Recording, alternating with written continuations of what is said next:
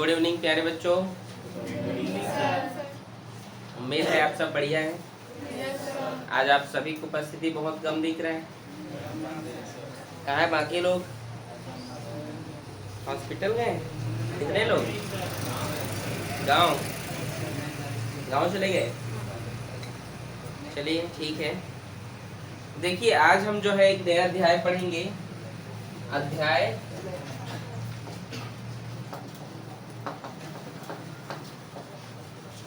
15 ठोस आकृतियों का क्षेत्रफल, यही है ना? ठीक है, ठोस आकृतियों का पृष्ठीय क्षेत्रफल और आयतन। देखिए जो चैप्टर है बेटा, हम चैप्टर 15 पे सीधे आ गए हैं। 11, 12, 13 और 14 ये चारों चैप्टर मैं आपको बाद में पढ़ाऊंगा।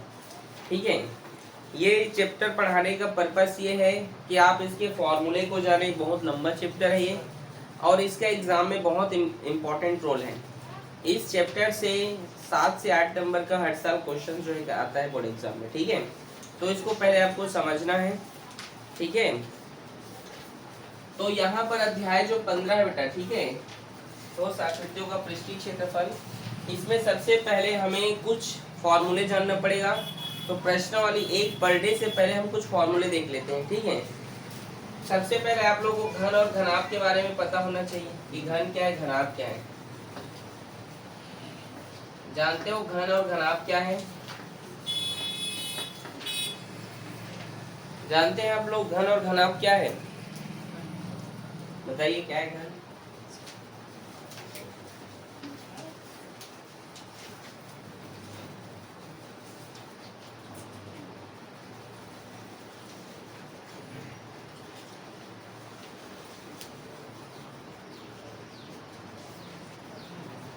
ये क्या है? ये क्या है?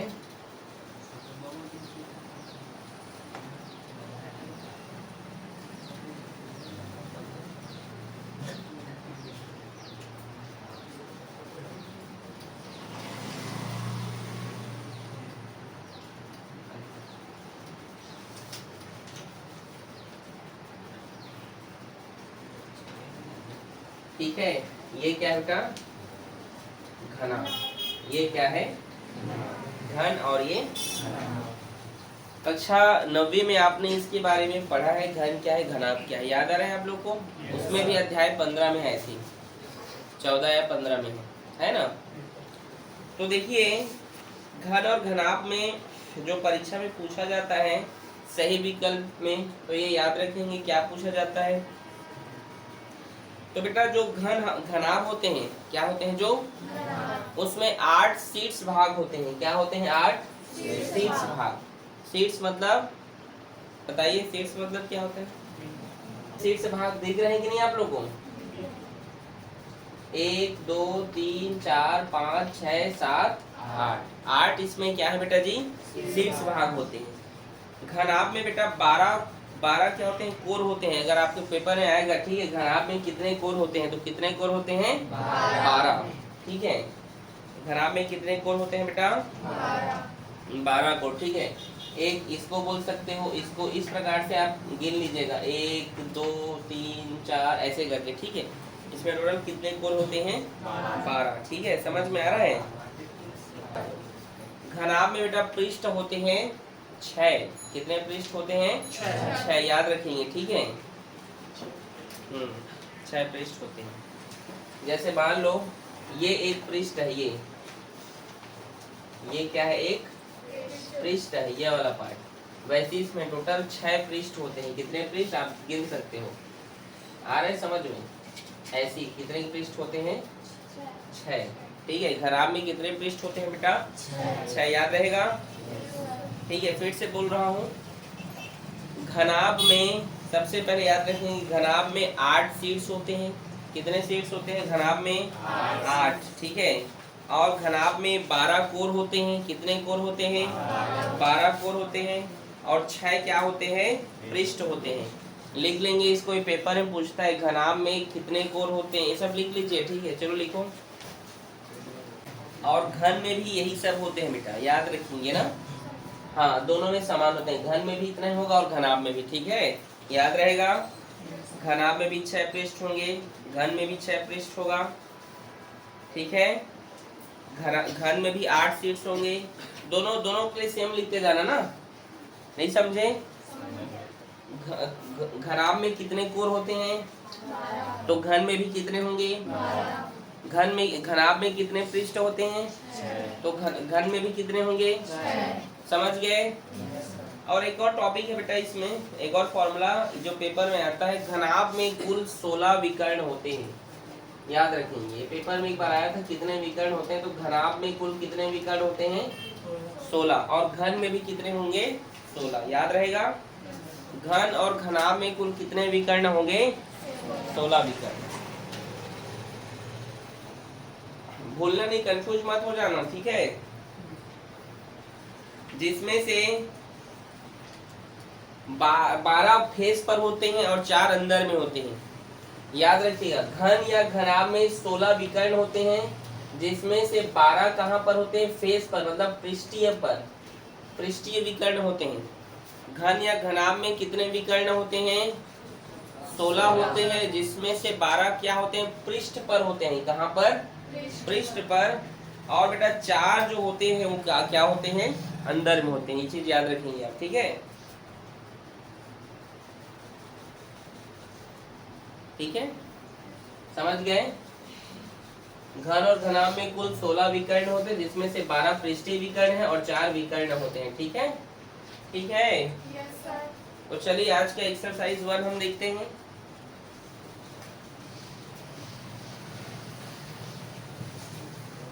प्रश्नावली 1,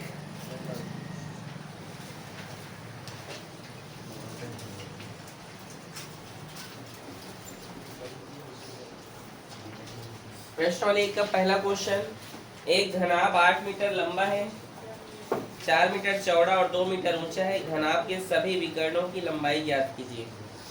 ठीक है, एक घनाभ है, यहाँ पे चित्र बना दे रहा हूं घनाभ का।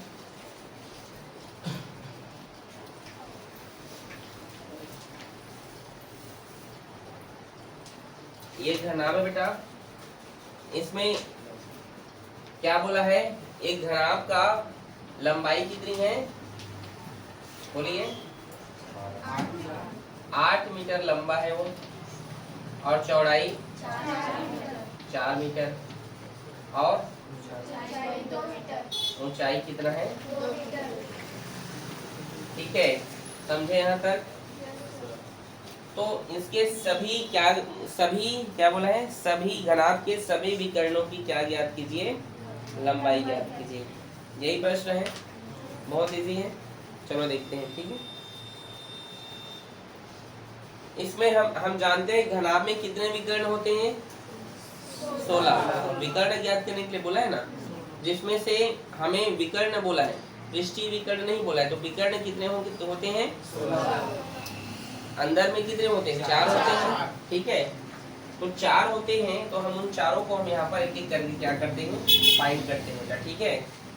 ओके, तो सबसे पहले यहाँ पे देखते हैं, मान लेते हैं कोई DC, ठीक है। D1 फॉर्मूला होगा, इसको हम A मान लेते हैं, इसको B मान लेते हैं, इसको हम C मान लेते हैं, ठीक है। ठीक है, तो D1 इक्वल्स टू होगा बेटा A square plus B square. A का वैल्यू क्या है? 8 का वर्ग प्लस 4 का वर्ग। तो 8 के स्क्वायर कितना होता है? 64 प्लस 4 के स्क्वायर 16। 64 में 16 जोड़ो, कितना होगा? 80 होगा। अब इसको जो जो बाहर निकल रहा है ऐसे फैक्टराइज करके निकालेंगे। 2 चौक 8, 2 शून्य 0, 2 दूनी 4, ये 2 दहम 20, 2 पंच 6 10 और 5 एकम 5। जिसका जोड़ा बनेगा बाहर कर दीजिए, मतलब 4 का 4√5 मीटर, ठीक है। समझे? एक विकर्ण का ये आंसर हुआ, ठीक है। क्वेश्चन नंबर पहला का आंसर, ठीक। दूसरा बेटा D2, अब यहाँ पे A square plus B square लिए हो, तो B square plus C square लीजिए, ठीक है। फिर B का वैल्यू क्या बेटा? यहाँ पर क्या है? B का वैल्यू 4। तो ये 4 का स्क्वायर और सी का क्या है 2 स्क्वायर। तो 4 के स्क्वायर कितना होगा और 2 का 16 में 4 जोड़ो 20।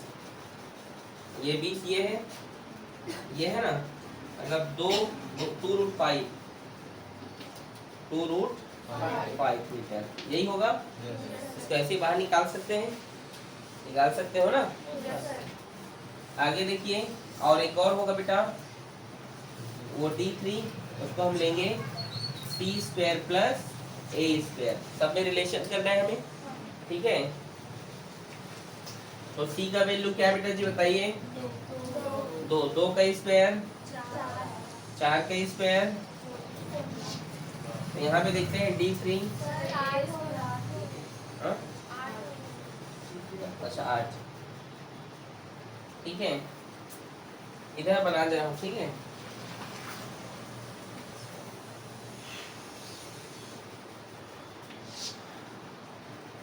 D3 2 के स्क्वायर 4 प्लस 8 के स्क्वायर 64, ठीक है।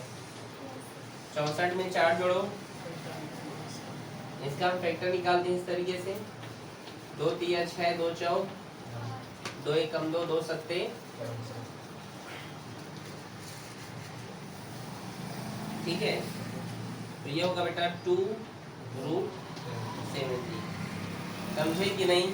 ये है उसके सभी विकर्णों का आंसर। 3 हुए अभी। अब एक और निकालने के हम क्या करेंगे, एक और निकालने के सभी का निकलेगा उसमें, ठीक है। उसमें हम क्या करेंगे, इसको हम आकाशीय विकर्ण कहते हैं। इसमें हम तीनों को मिला के निकालते हैं, ठीक है बेटा। D4 equals to A² plus B² plus C²। A का वैल्यू क्या है 8 का स्क्वायर प्लस B का और C का 2। D4 इक्वल्स टू 8 का स्क्वायर कितना होगा 64, 4 का 2 का, समझ गए।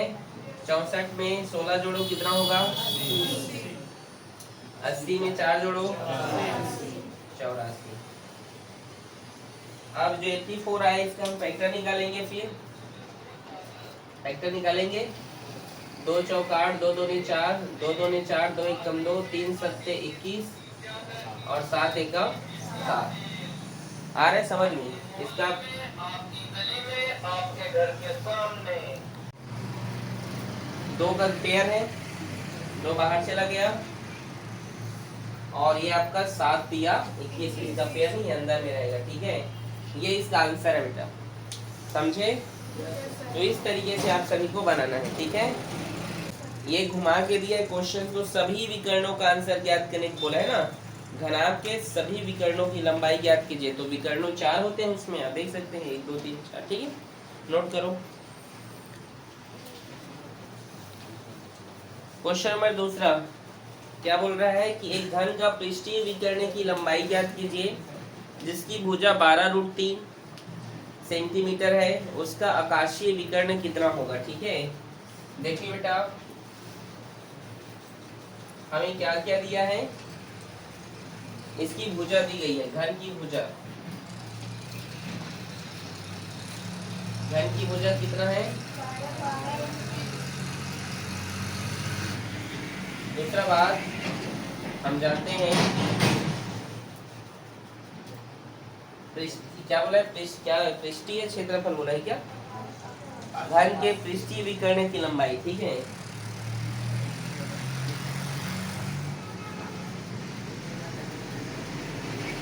घन का पृष्ठीय क्षेत्रफल वो होता है बेटा A√2।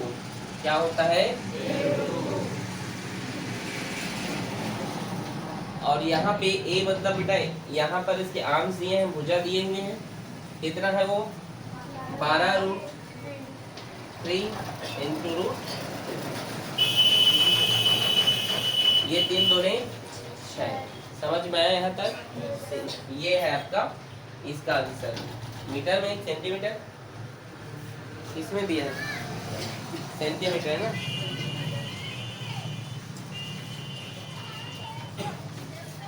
दूसरा क्या है इसमें, घन का आकाशीय, घन का आकाशीय विकर्ण दिया है ना, घन का आकाशीय विकर्ण, इसका फॉर्मूला होता है a√3। याद रखना, घन का आकाशीय विकर्ण का फॉर्मूला a√3, घन का पृष्ठीय क्षेत्रफल का पृष्ठीय विकर्ण होगा पृष्ठीय क्षेत्रफल, ठीक यही होता है, ठीक है ना।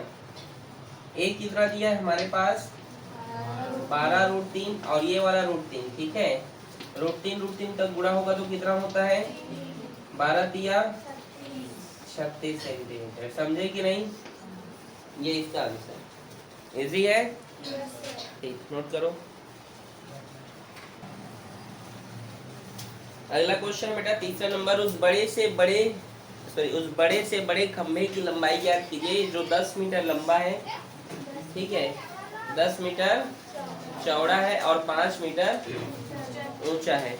तो आपको कमरे में रखा जा सकता है, ऊंचे कमरे में रखा जा सकता है, ठीक है। वही इसका आकाशीय विकर्ण ज्ञात करना है यहाँ पर भी, ठीक है। लंबाई कितना है इस खंभे की 10 मीटर, चौड़ाई और ऊंचाई 5 मीटर। हल्ला ना करें, ABC मान लीजिए इसको, या जो भी मानना है LBH मान लो, ठीक है।